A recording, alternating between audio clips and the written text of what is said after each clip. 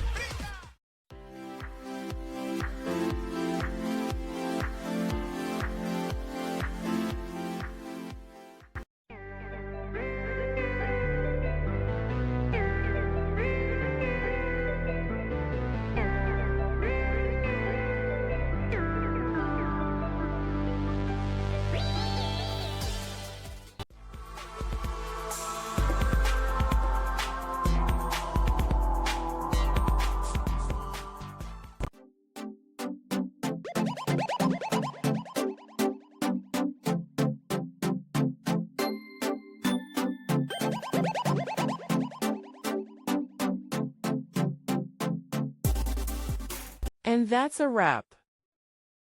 I hope you found the answer you were looking for. If you did, take a second to hit that subscribe button. It really helps out. And let me know in the comments which solution worked best for you. See you next time in the debug zone.